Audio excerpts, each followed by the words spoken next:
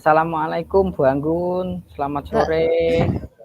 Waalaikumsalam, selamat sore Pak Ronji. Gimana kabar hari ini? Alhamdulillah baik Pak. Oh, itu. Itu. Oh iya, Bu Anggun. Mungkin dari kemarin kan Bu Anggun cerita tentang meningkatkan keterlibatan siswa Bu Anggun, ya kan? Itu. Untuk kira-kira apa tujuan spesifik yang Bu Anggun ingin capai dalam meningkatkan keterlibatan siswa Bu Anggun?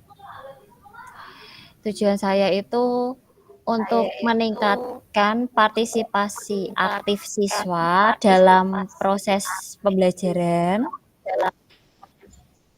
Yang kedua, meningkatkan aksesibilitas dan kenyamanan pembelajaran bagi siswa yang ada di kelas. Meningkatkan pemahaman siswa Pak terhadap materi pembelajaran melalui penggunaan alat-alat teknologi interaktif. Meningkatkan kemampuan siswa dalam menggunakan teknologi untuk pembelajaran mandiri serta berkolaborasi antar siswa melalui platform online atau alat kolaboratif. Biasanya itu pakai Zoom. Kita pakai Zoom Pak yang sederhana yang bisa dipakai tidak boros kuota Iya, biasanya anak-anak bilangnya. betul, Nggih. betul. Itu. Nah, Bu Anggun, seberapa besar keterlibatan siswa yang ingin Bu Anggun lihat dalam satu semester ini?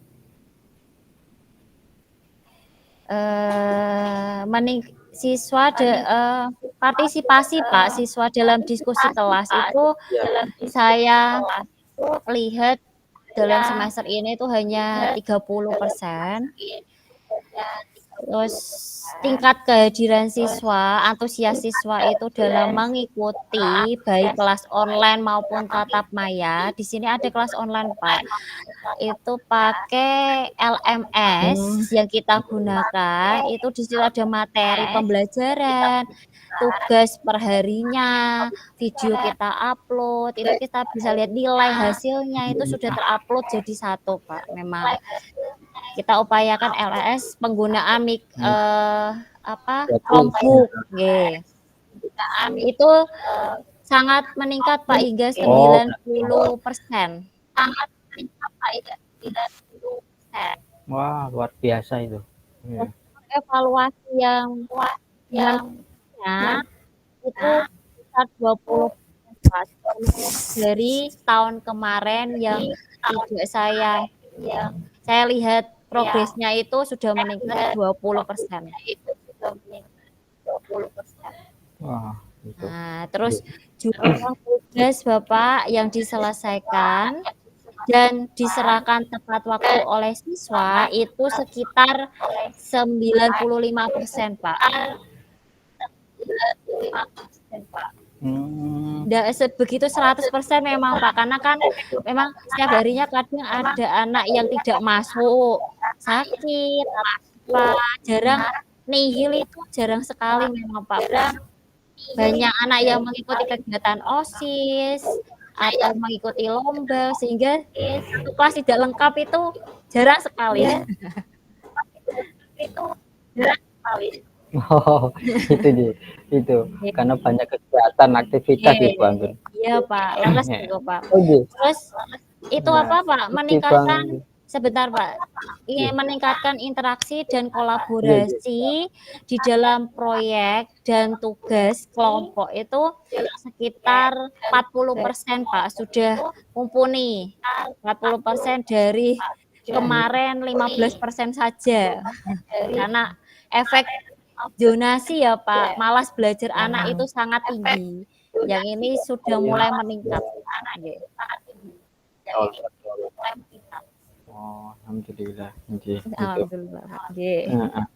Nggih, Bu Anggun, mungkin indikator yang ingin Bu Anggun gunakan untuk mengukur meningkatkan keterlibatan siswa mungkin apa nih Bu Anggun? Saya mengukurnya dari jumlah dan kualitas kontribusi siswa, Pak, dalam diskusi kelas. Dengan cara observasi langsung biasanya, Bapak. Gitu deh. Terus Jadi tingkat, observasi langsung. ya.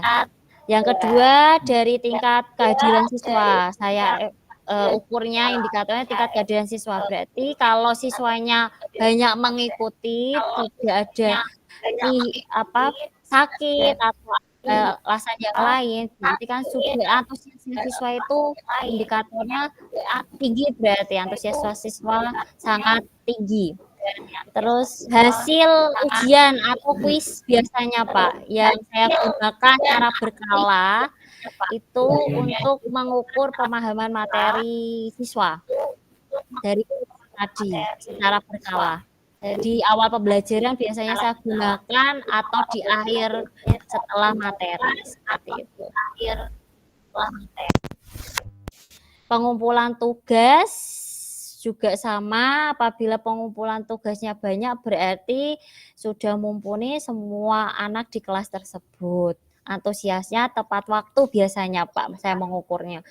Tepat waktu, karena saya jarang memberikan yang namanya PR, tapi tugasnya saya kasih pada waktu itu, setelah itu dikumpulkan pada tepat waktu, tidak boleh molor mengganggu jam pelajaran yang lain, seperti itu. Terus feedback dari siswa itu saya menggunakan survei, Pak. Survei dan umpan balik langsung. Survei umpan balik langsung mengenai pengalaman mereka dengan teknologi yang mereka gunakan dalam pembelajaran. Yang selanjutnya adalah kita membuat catatan, Bapak. Catatan dan observasi guru mengenai peningkatan interaksi dan keterlibatan siswa selama proses pembelajaran berlangsung. Berarti ada catatan tersendiri ya, Pak, setelah pembelajaran yang harus kita tingkatkan, kita perbaiki untuk anak didik kita lebih baik lagi.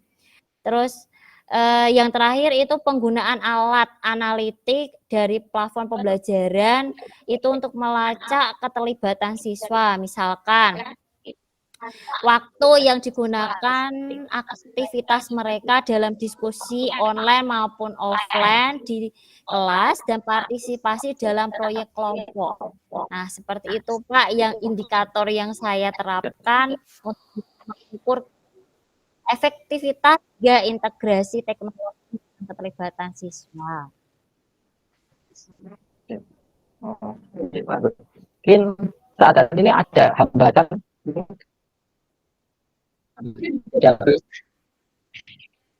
Ada, Bapak. Ya, ada hambatan. Hambatannya itu keterbatasan akses teknologinya, Bapak. Aksesnya terutama. Kita kan ini juga kita alami waktu rukol ini, akses juga kan mempengaruhi kejernihan suara nggih, Bapak. Nah, tidak semua siswa memiliki akses ke perangkat yang diperlukan seperti laptop, tablet, atau koneksi yang stabil. Kita tahu, Pak, di sekolah koneksinya kan internetnya terbatas. Nah, kita anak-anak yang mampu khusus itu memakai kuota masing-masing pada handphone masing-masing. Kita fasilitasi yang namanya Chromebook, Pak, tetapi kalau internetnya terbatas otomatis mereka menyediakan internet sendiri, memakai kuota. Terus yang kedua itu mungkin karena guru dan siswa kurang familiar atau terlatih dalam menggunakan teknologi tertentu. Tidak semua guru bisa. Nah, itu, Pak, kendalanya. Yang kedua, tidak semua siswa langsung tahu. Kita memplotkan beberapa kelompok dari kelompok yang kurang, sedang, sama mahir itu sendiri. Kita kasih stimulus yang berbeda akan mencapai satu tujuan bersama seperti itu. Terus selanjutnya itu beberapa guru atau siswa itu enggan beralih ke metode pembelajaran yang berbasis teknologi, Bapak. Nah, itu. Kan ada Bapak Ibu guru tetap pakai cara manual gitu Bapak tanpa menggunakan teknologi. Misalkan menulis di papan tulis saja, mencatat. Nah, tanpa menggunakan yang namanya teknologi seperti itu. Siswa pun sama. Ada siswa yang lebih suka mencatat, mendengarkan, tapi praktek teknologinya itu tidak diterapkan dengan maksimal, ngoten Bapak. Terus keterbatasan WiFi tadi ya Pak, terus perangkat keras, perangkat lunak, komputer sering rusak di sekolah. Hingga Bapak Ibu guru kebingungan satu komputer bisa dipakai 3 anak. Itu ya, itu adalah serba-serbi dari hambatan yang saya lalui Bapak untuk mengintegrasikan teknologinya kepada siswa tadi. Ini sama guru juga sama Pak kasusnya. Yeah. Lalu mungkin kira-kira langkah apa ya nanti yang Bu Anggun bisa ambil atau terapkan agar dapat meningkatkan keterlibatan siswa, Bu Anggun?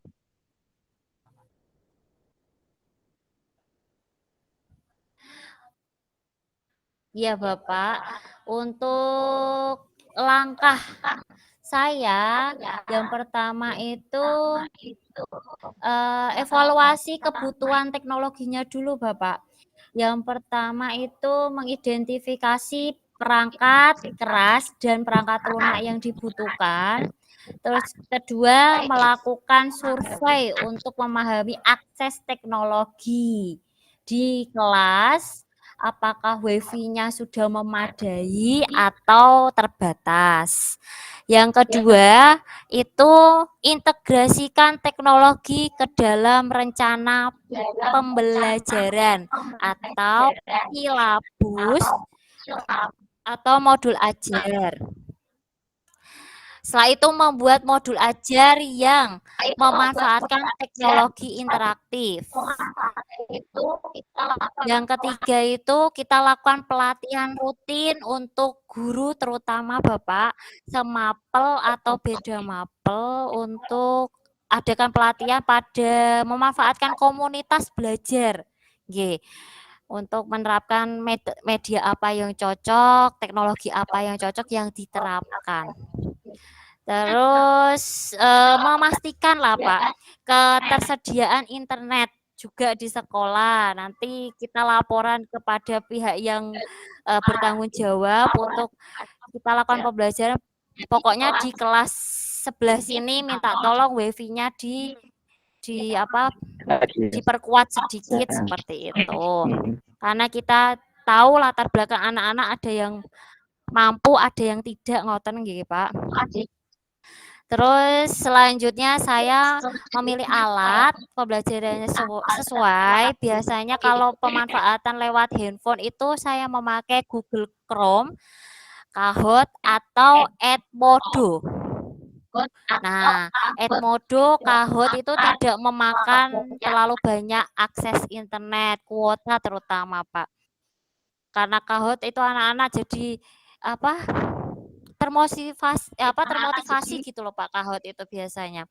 Terus yang kedua itu mengimplementasikan penggunaan multimedia seperti video, animasi, dan simulasi dalam proses belajar mengajar. Jadi seperti Pak Roji tadi, saya juga memanfaatkan video yang saya ambil dari YouTube, dari konten-konten di TikTok, yang mungkin anak-anak lebih banyak nonton konten di TikTok ya Pak. Nah itu saya ambil untuk proses alat dan platform interaktif tersebut. Ye. Mungkin suka dia suka gitu.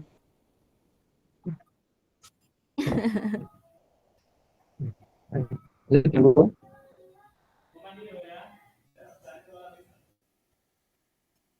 Lanjut Bapak, nggih. Oke.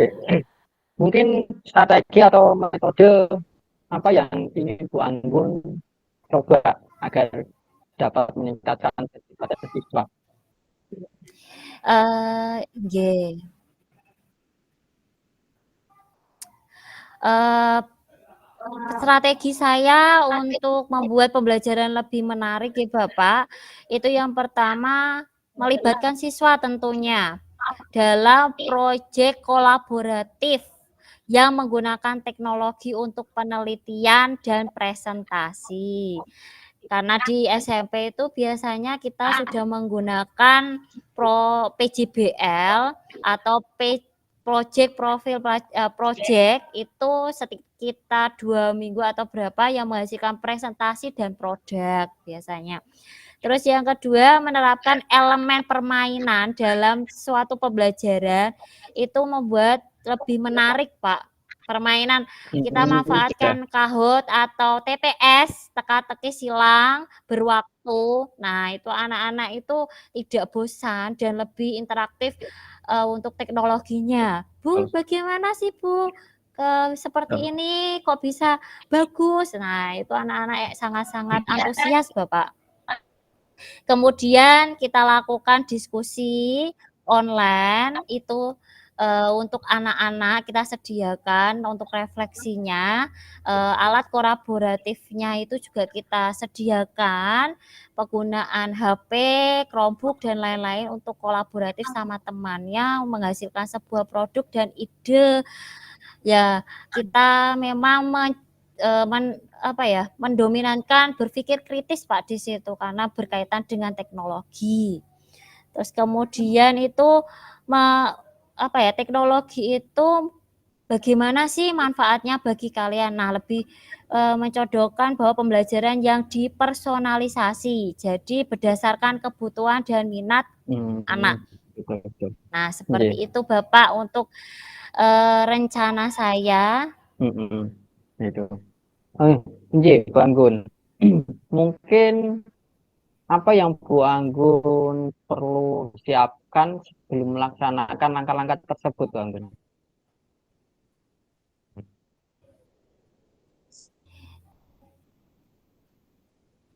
Langkah-langkah yang saya siapkan untuk sebelum itu adalah mungkin dari perangkat ya Pak, perangkat pembelajaran, terus perangkat dan infrastruktur kayak laptop, tablet, koneksi seperti tadi kita siapkan dulu, terus kemudian itu program yang dari komunitas belajar, dari metode, media yang kita lakukan dulu sebelum kita masuk ke praktek untuk siswa, kita siapkan dulu dari kesiapan gurunya terutama melalui komunitas belajar itu, baik metode, model, nah itu cocok apa tidak sesuai dengan perangkatnya, tujuan, tema, dan CP-nya. Setelah itu sumber daya, nah sumber dayanya itu berarti aksesnya. Nah, kita lihat profilnya anak-anak dulu. Kalau anak ini memang beberapa yang mampu, mereka memang harus menyediakan kuota. Ngoten, Pak.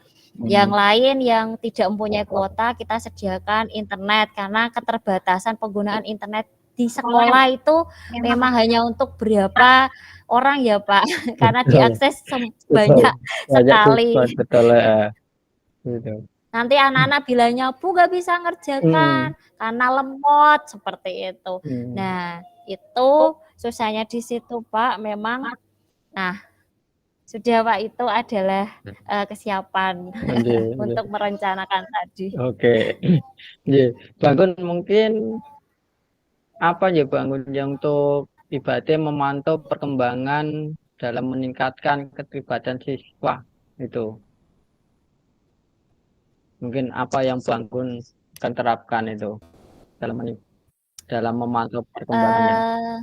Nggih, berarti kan memantau kan tindakan saya nggih, Pak. Ya, betul. Tindakan saya itu, penggunaan data tadi, Iya, kita gunakan platform tadi ya, Pak. Kita betul. kan memang dari SMP saya kan sudah melakukan ya nama LMS. Mhm. LMS kami itu kan setiap tahunnya laporan, kita kan sekolah penggerak. Jadi, eee Oh, laporan kepada BPGP iya, itu betul. penggunaan LMS LMS, tadi, betul. itu menggunakan platform tadi secara online.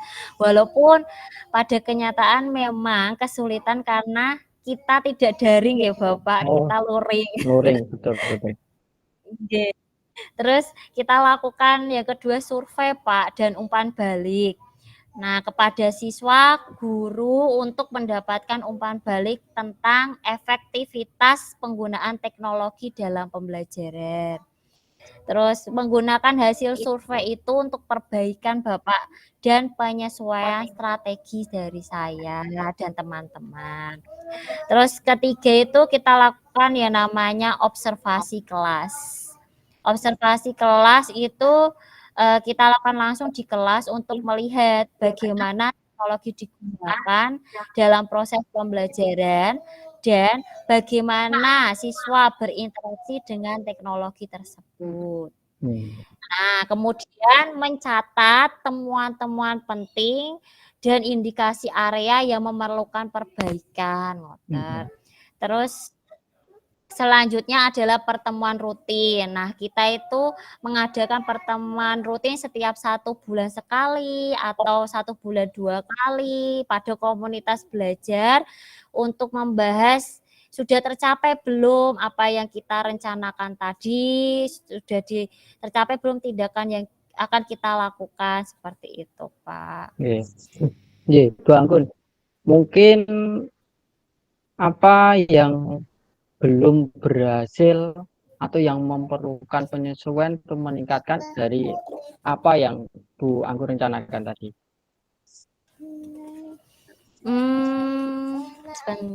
Itu mungkin dari apa yang berhasil dari langkah-langkah yang saya ambil itu yang pertama adalah peningkatan partisipasi siswa gitu Bapak. Nah, dari penggunaan Google Chrome dan Kahoot telah meningkatkan partisipasi siswa dalam kegiatan di kelas.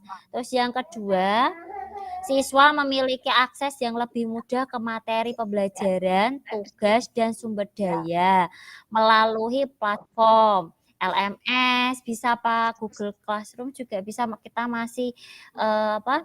memanfaatkan itu.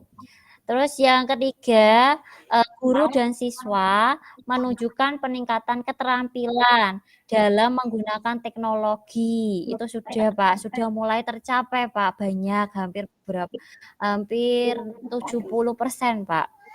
Terus yang selanjutnya penggunaan alat kolaboratif online itu meningkatkan kerjasama antar siswa dalam proyek Nggih, kelompok. nggih, ya, nggih.